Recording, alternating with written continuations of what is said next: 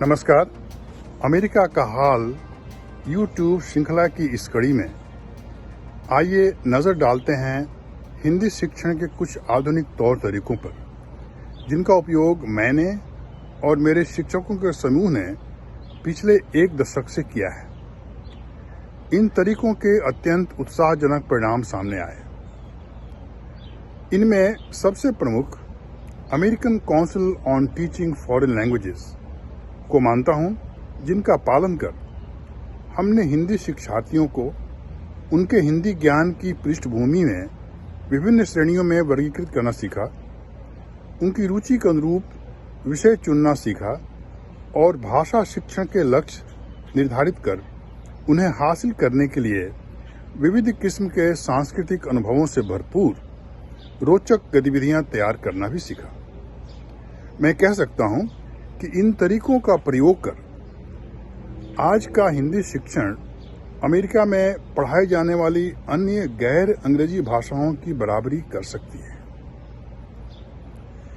21वीं सदी की जरूरतों के मुताबिक भाषा ज्ञान के आधार पर योग्य नागरिक तैयार किए जा सकते हैं, जो अपने संस्कृति से न केवल जुड़े रहेंगे बल्कि मूल संस्कृति के प्रतिनिधि के रूप में आत्मगौरव भी महसूस करेंगे।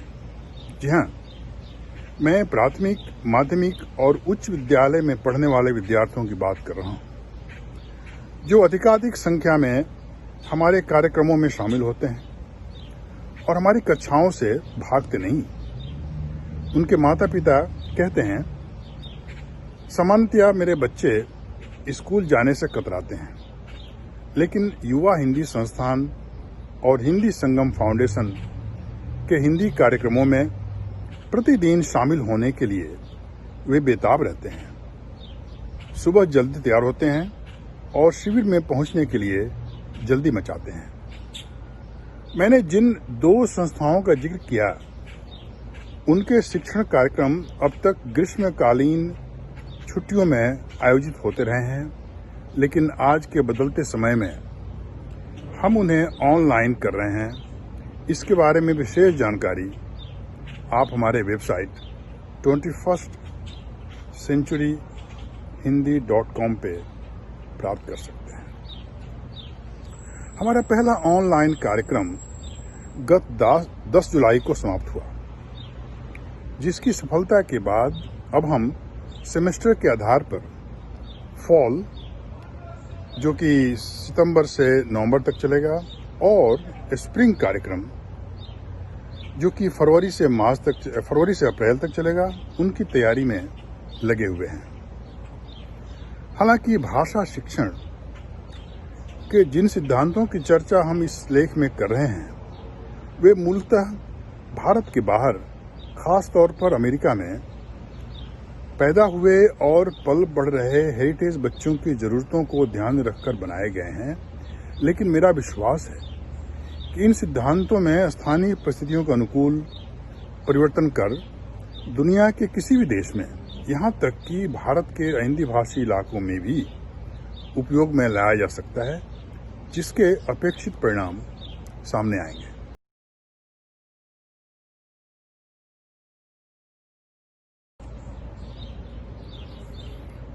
3 श्रेणियां और 5 सी, अंग्रेजी का सी। 21वीं सदी के विद्यार्थियों को भाषा शिक्षण के लिए आधुनिक तरीके अपनाते समय शिक्षक अपने आप से पूछ सकते हैं कि विद्यार्थियों के पढ़ने के उद्देश्य क्या थे और उन्होंने क्या सीखा। आज के सिमटते विश्व में भाषा शिक्षण का महत्वपूर्ण उद्देश्य होना चाहिए शिक्षार्थियों को विश्व नागरिक बनाना, यानी उन्हें वास्तविक जीवन की यथार्थता से अवगत कराना।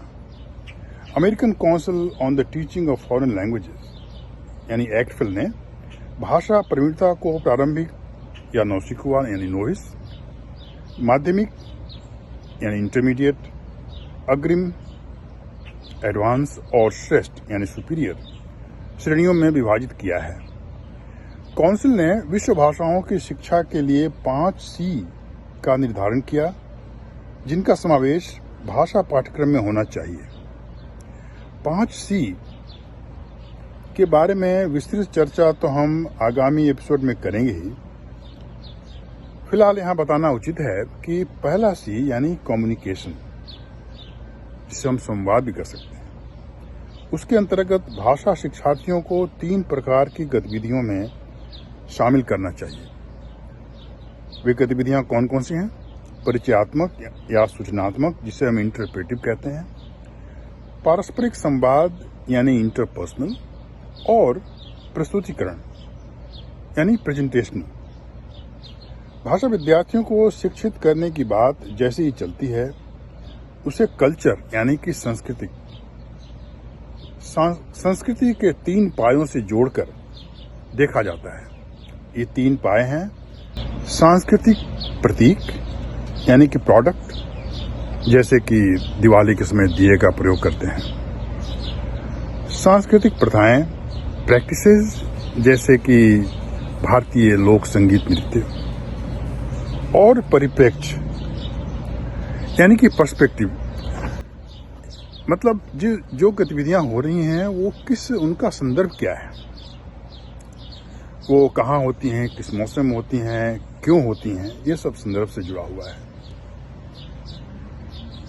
शिक्षार्थी को वाक्य और शब्दावली सीखते समय विषय वस्तु के सांस्कृतिक प्रतीक यानी प्रोडक्ट, सांस्कृतिक रीति रिवाज यानी प्रैक्टिसेस और सांस्कृतिक संदर्भों की समझ होनी चाहिए।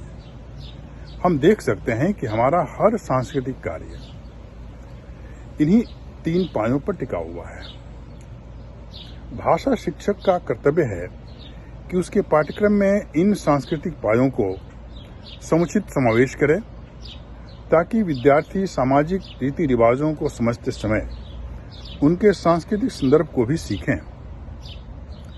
हमारे कार्यक्रमों में नाटक, नृत्य, अभिनय या रोल प्ले आदि अनेक गतिविधियों के जरिए शिक्षार्थियों को सांस्कृतिक प्रतीक, प्रोडक्ट, प्रथाएं, प्रैक्टिसेस और परिप्रेक्ष्य, पर्सपेक्टिव से अवगत कराया जाता है। यह जरूरी है कि भाषा शिक्षक कक्षा में जाने के पूर्व विषय वस्तु के विभिन्न संदर्भों से पूरी तरह परिचित हों। अब तीसरे सी की बात करें, यानी कनेक्शन, संबंध। इसके अंतर्गत विषय वस्तु का संबंध इतिहास, भूगोल जैसे अन्य विधाओं से स्थापित करना होना चाहिए। चौथा सी, कंपैरिजन यानी तुलनात्मक। इसके अंतर्गत विषय वस्तु का गहन अध्ययन करते समय शिक्षार्थी को उसकी तुलना अपने वर्तमान जीवन की संस्कृति और निजी अनुभव से करने में सक्षम होना चाहिए। यह सी यानी कि तुलनात्मक उन विद्यार्थियों पर विशेष तौर पर लागू होता है जो गैर भारतीय समाज में पले बढ़े हैं। यानी अगर वो अमेरिका में पैदा हुए बड़े हो रहे हैं, तो वे भारत से अपनी जो मूल संस्कृति है उनके अनुभवों को अपने अनुभवों के साथ तुलना कर सकते हैं, कंपैरिजन कर सकते हैं। 5वां सी यानी कम्युनिटीज, समुदाय।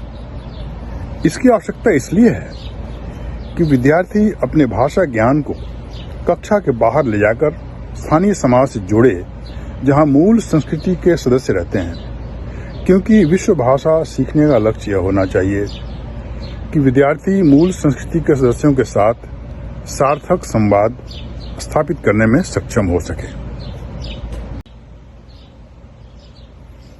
अमेरिका में गैर अंग्रेजी यानी किसी भी विदेशी भाषा के शिक्षण के लिए ACTFL and American council on the teaching for foreign languages द्वारा निर्धारित किए गए प्रवीणता मापदंडों का प्रयोग किया जाता है। हिंदी अमेरिका में एक विदेशी भाषा है, लेकिन जब हम भारतीय मूल के विद्यार्थियों को हिंदी शिक्षा देते हैं, तब वह अनेक विरासत के विद्यार्थियों के लिए जो अपने घर में हिंदी का प्रयोग करते हैं, मातृभाषा या स्वदेशी यानी कि नेटिव भाषा बन जाती है।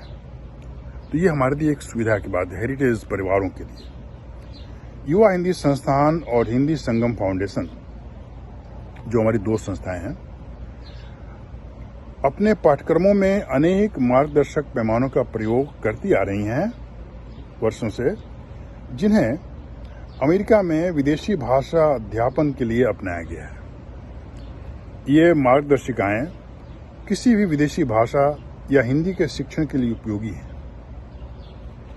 यहाँ यह बता देना उपयोगी होगा कि जब भी विद्यार्थी भाषा की मूल संस्कृति से जुड़े दैनिक रहन सहन की जानकारी प्राप्त करता है तो उस जानकारी को अपने निजी अनुभवों से तुलना जरूर करता है। यह सही है कि प्रारंभिक या नौसिखुए भाषा शिक्षार्थी, जिन्हें नोविस भी कहा जाता है, उनके पास अपनी बात कहने के लिए सीमित शब्द ज्ञान और संप्रेषण क्षमता होती है। प्राथमिक यानी प्राइमरी और माध्यमिक यानी मिडिल स्कूल का छात्र जो सामान्यतया प्रारंभिक श्रेणी में यानी कि नौवीं श्रेणी में होता है, शब्द और वाक्यों को रटकर याद करता है, जबकि इंटरमीडिएट जो माध्यमिक स्तर के विद्यार्थी है कुछ परिचित विषयों पर अपने विचारों को वाक्यों में व्यक्त करता है। जरूरी नहीं कि उनके व्यक्त विचार पूरी तरह शुद्ध हों व्याकरण के अनुसार। हमें उनको और प्रेरित करना चाहिए कि वो ज़्यादा से ज़्यादा अपने एक्सप्रेशन दें, अपने विचार कहें। शुद्ध हम उसको बाद में कर लेंगे, शिक्षक कर लेंगे। ये विद्यार्थी जिन विषयों का अध्ययन कर रहे हैं उनके संबंध में पूर्ण वाक्यों में बातचीत या सवाल जवाब भी कर सकते हैं। तो सवाल जवाब यानी कि परस्पर इंटरपर्सनल प्रवीणता का सही मापदंड मूल संस्कृति यानी टारगेट लैंग्वेज के वक्ता से बात करना ही होना चाहिए। माध्यमिक श्रेणी यानी इंटरमीडिएट तक पहुंचते पहुंचते विद्यार्थियों को दिनचर्या के विषयों पर खुलकर बातचीत करने के लिए प्रोत्साहित करना चाहिए। यहाँ मैं स्पष्ट करना चाहूँगा कि प्रारंभिक या नौसिखुए, नोविस, माध्यमिक यानी इंटरमीडिएट और अग्रिम यानी एडवांस विद्यार्थियों की श्रेणियाँ उन छात्र छात्राओं के लिए उपयुक्त हैं जो या तो गैर भारतीय परिवेश से आए हैं अथवा भारतीय मूल के होते हुए भी भारत से बाहर पैदा हुए और बड़े हो रहे हैं। उन्हें हिंदी बोलने, लिखने और पढ़ने का अवसर नहीं मिला है। वे अंग्रेजी माध्यम के स्कूल में पढ़ने जाते हैं जहां हिंदी की विधिवत शिक्षा नहीं दी जाती। अमेरिका में भी बहुत ही कम उंगलियों पर गिन सकते हैं ऐसे स्कूल डिस्ट्रिक्ट हैं जहां पर हिंदी को पाठ्यक्रम में शामिल किया गया है। तो अमेरिकी स्कूलों में पढ़ने वाले इन विद्यार्थियों को हेरिटेज यानी विरासत और गैर विरासत यानी नॉन हेरिटेज इन दो श्रेणियों में रखा गया है। भारत में हिंदी सीख रहे अन्य देशों के गैर भारतीय मूल के विद्यार्थियों को भी इसी वर्गीकरण में शामिल करना उचित होगा। उदाहरण के लिए, यदि हम प्रारंभिक स्तर के विद्यार्थी यानी कि नोविस विद्यार्थियों को ये सिखाएं कि वे अपने बारे में 5 बातें कहें, तो हर विद्यार्थी अपने बारे में सोचेगा। अब हमें यह सोचना चाहिए कि जो बच्चे एक कमरे वाले घर में रहते हैं वे अपने बारे में क्या कहना चाहेंगे, और जो बच्चे 4 कमरे वाले घर में रहते हैं वे अपनी बात कैसे कहेंगे।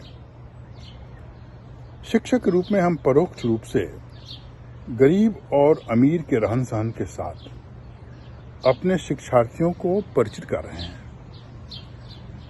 लेकिन यदि 4 कमरे के मकान में रहने वाला विद्यार्थी 1 कमरे के मकान में रहने वाले विद्यार्थी से परिचित होता है, उसके साथ सद्भावनापूर्ण वातावरण में मिलकर बड़े और छोटे घरों के बारे में क्या, क्यों, कैसे जैसे प्रश्नों के साथ आपस में बातचीत कर सकता है, तो निश्चित ही हम एक ऐसा विद्यार्थी वर्ग तैयार कर रहे हैं जो कि सामाजिक विषमताओं के प्रति न केवल जागरूक है वरन उस विषय पर अपनी सोच को विस्तारित करता है। इन सब के लिए उसे भाषा चिंतन, परस्पर वैचारिक आदान प्रदान और चर्चा करने की क्षमता पैदा करनी होगी। इस प्रक्रिया में ही उसकी भाषा प्रवीणता आगे बढ़ेगी। इस प्रकार हम देखते हैं कि भाषा शिक्षण एक ऐसी गतिविधि है जो किसी भी समाज या देश में राजनीतिक ढांचे को भी निरंतर गढ़ती रहती है। हम अपनी अपनी दृष्टि से सामाजिक गतिविधियों का विश्लेषण करते हैं। भाषा इस प्रयास को स्वर देती है और भाषा शिक्षार्थी उनकी व्याख्या और विश्लेषण करते हुए उनके विभिन्न आयामों को सीखता है। आपको यह एपिसोड कैसा लगा? आप जरूर हमारे चैनल को पसंद करें, लाइक करें, अपनी टिप्पणी दें और हमें प्रोत्साहित करने के लिए इसको सब्सक्राइब भी कर सकते हैं।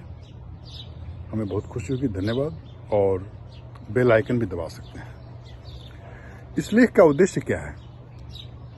प्राथमिक, माध्यमिक और उच्च विद्यालय में जो विद्यार्थी पढ़ रहे हैं, खास तौर से भारत के बाहर, उनको हिंदी बोलने, पढ़ने और लिखने के जो आधुनिक तरीके हैं, उदाहरण के लिए हमने दिया इस लेख में जो American council for teaching foreign languages के मापदंड हैं, उनको अपनाकर अपनी जो शिक्षा की जो गुणवत्ता है उसको हम सुधार सकते हैं।